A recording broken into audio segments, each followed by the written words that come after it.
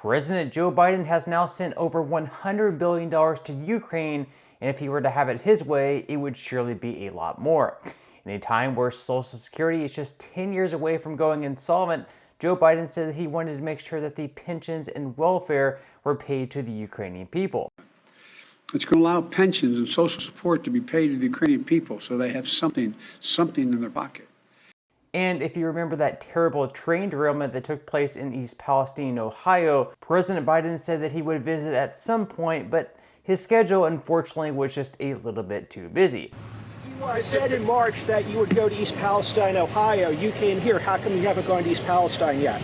Well, I haven't had the occasion to go to East Palestine. There's a lot going on here, and I just haven't been able to break. I was thinking whether I'd go to East Palestine this week, but I then was reminded I've got to go literally around the world. Well, I guess if you consider pretty much being on vacation nonstop and always visiting your beach house, yeah, I guess he has been pretty busy. After those awful wildfires took place in Maui, the only checks that were handed out were a mere $700 per household, not even per person, per household. Compare that to the amount of money that Biden has approved to go over to Ukraine. Oh, and where was Biden when all this was taking place? At the beach, of course, where it seems like he spent the majority of his presidency. When asked about the situation, Biden said no comment, not just once, but twice. Absolutely no empathy whatsoever. President, any comments on the rising death toll in Maui? Will you come talk about the Hawaii response, Mr. President? And again, a big reason why Biden was elected over Trump was because a lot of people considered him to be this nice grandpa figure. They wanted a nice president, not someone who sends out these mean tweets. And today, we don't really have too much evidence that Biden is actually this nice old man that he appeared to be. Thank you all.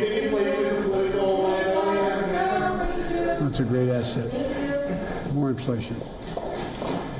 What a stupid son of a bitch.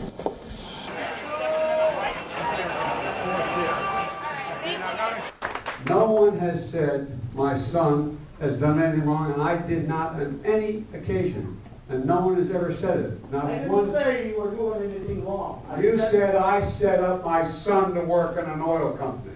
Isn't that what you said? Get your words straight, Jack. I'm not voting for you. Well, I knew you weren't, man. You think I thought you'd stand up and vote for me? You're too old to vote for me. So I'm going to be playing an interview featuring the mayor of East Palestine as well as a state representative in Hawaii, where both of them are pretty much saying that Biden's presidency, so far, at least in their situations, has been an absolute slap in the face. Watch. Mr. Mayor, let me start with you.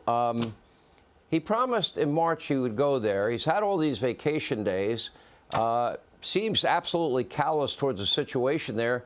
My understanding is there are people that still can't move back into their homes for fear of all the toxic fallout. What is the current state of affairs for your town? Well, it's kind of a mixed bag. The majority of people, I think, just want to move on.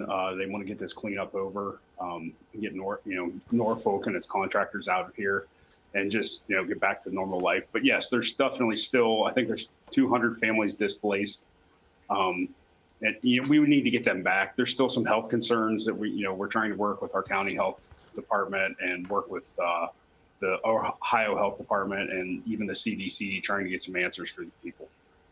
Yeah, and Mr. Garcia, good to have you. I'm so sorry what has happened out in Maui, as many Americans are. I could not believe my ears when he said not once but twice, no comment. You can't even say they're in our thoughts, they're in our prayers. I will be going out there to survey the situation myself. No, he squeezed a visit to Maui in between two vacations at Lake Tahoe. But then at one point he actually said, well, I don't want to get in the way. Mr. Garcia, I've looked at the video of the devastation. There was nothing to get in the way of in large areas of Maui. I'm not buying that as anything other than an excuse not to do his job. What was your reaction? Absolutely. Well, the fact is the president came to Hawaii sometime after the fires burnt down the entire town of Lahaina. And when he came for less than 6 hours. He landed, did a brief tour, held a press conference where he literally butchered every single name that he mentioned, and then went to a event with the local families who lost everything. And Sean, he literally fell asleep in the midst of these families pouring out their hearts and sharing their experiences that day. He falls asleep. And this is our commander-in-chief. And one thing that was clear, Sean, was hearing from those who are on the ground is that they say, aren't we American citizens too? We are the 50th state of the union, and we're being treated like we are not U.S. citizens. Help came late, $700, not per person, but per household. And so they're in hotel rooms now, Sean, and in some Airbnbs, but their leases expire in less than 1 week for many of them. All right, and let me ask you this question. When he went there and he started talking about his little house fire that was extinguished in 20 minutes, how do you make that kind of comparison? And I almost lost my Corvette and my cat. I'm thinking, these people lost everything. Do you not have eyes to see? Do you not see what's happened here? You're exactly right. In the words of the local families here, they're saying, what a slap in the face that was. That comment was out of place. It goes to show the lack of basic humanity involved here. This isn't a partisan issue, and granted, we are a blue state.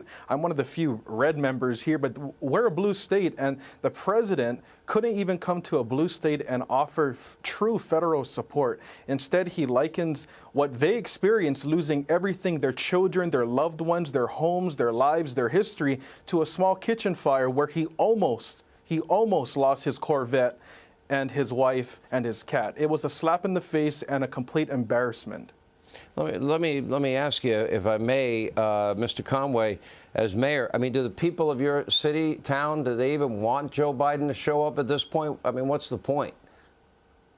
Yeah, I mean, he would be welcomed. He is the free leader of the free world. But, you know, as far as, you know, him coming, yes, it would be sort of I don't know, a little too late if you ask my personal opinion. And I think that's the opinion of a lot of people in town. But I don't know. You know, he has promised that he will be here, but, you know, nobody's holding their breath. So. Yeah. Well, I'm not sure. I mean, you saw in Hawaii, Mr. Garcia, that he shows up. The people of Hawaii rightly were pissed. You know, why are you even here? Don't even bother coming. Let me ask you both, exit question. Are you both getting what you need from the American people? Ukraine's getting plenty of money. Are you getting what you need to fix the problem? Mr. Garcia. No, the answer is no. Talk to the locals on the ground. Lots of politicians here in Hawaii are kissing up to the federal government, but talk to the local families. They'll tell you they're not getting what they need. Once again, we are American citizens. We deserve. Mr. Mayor, you getting what you need in East Palestine? Not 100%, no. I would say about 75%. That might be a little gracious. We need some answers. We need to know, you know, the lingering health effects this is going to happen to our village. So, you know, we need some answers.